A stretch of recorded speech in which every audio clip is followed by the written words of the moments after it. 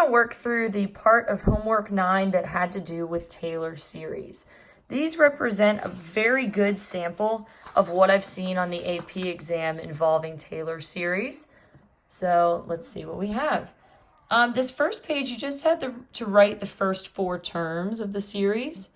When you have to write a series, you can either use the formula the long way, or you can see, does it look like one of those series that I have memorized?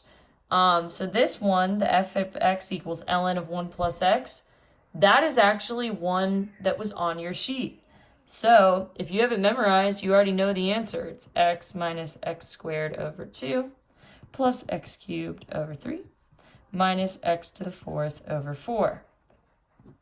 And that would be your answer. If you don't have it memorized, you need to do it the long way. So you have to actually find all of the derivatives and their values at 0. So this one would be ln of 1, which is 0. First derivative would be 1 over 1 plus x. So the first derivative at 0 would be 1 over 1 plus 0, which is 1. Second derivative, this is 1 plus x to the negative 1. So you're going to have negative 1 plus x to the negative 2, which is the same as negative 1 over 1 plus x squared.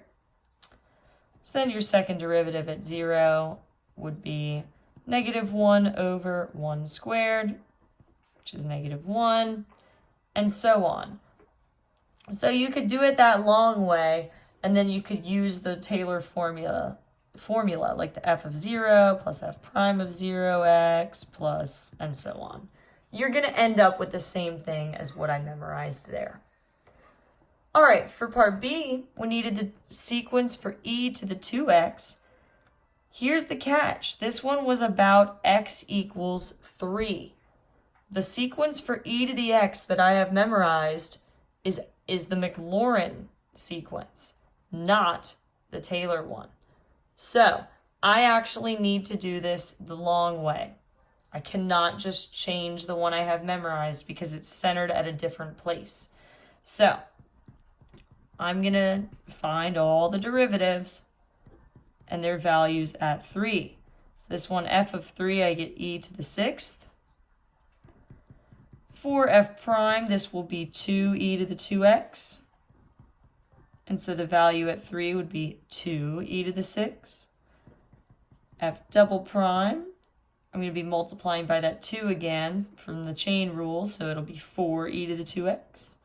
F double prime of 3 will be 4e to the 6. And I need one more, f triple prime, it's going to be 8e to the 2x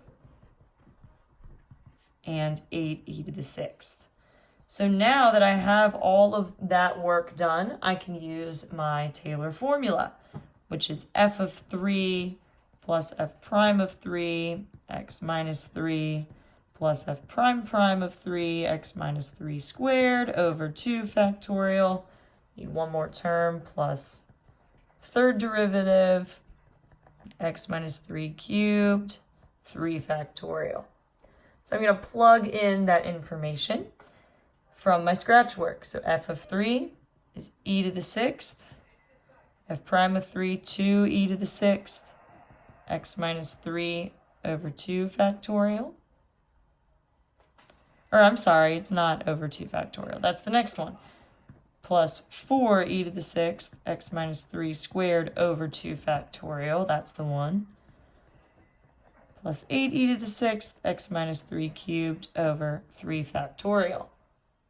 So this could be your answer, or you could choose to simplify it a little bit more. For part C, writing the series, we don't have a special one for square root of x, so I'm going to have to do it the long way. So it would be f of x equals square root of x, f prime.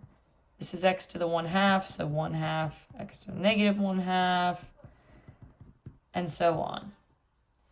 You'd have to keep continuing to do this, and then you would apply the Taylor formula the same way I did up here. So I'm going to leave that one for you to do, and the key is on Schoology if you are curious. This last problem here looks terrible, and I know some of you tried to do it the long way with the formula, but here's the catch. It's Maclaurin, and it's based on cosine. So I'm actually just going to modify the cosine thing that I have memorized.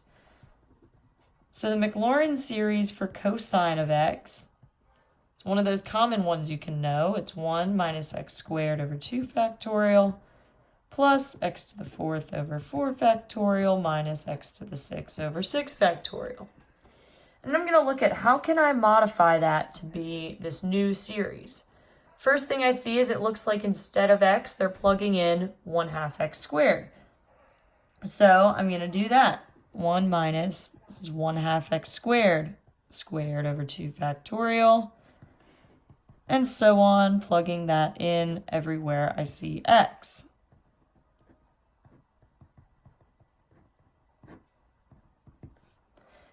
And then the other thing they did to modify it is they multiplied the whole thing by x. So a couple options. You could just put an x in every term, or you could even do this. Super easy.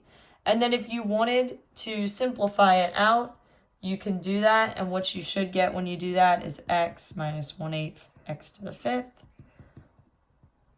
I did this on a separate sheet of paper earlier, but you could see if you got it right if you want to simplify it out.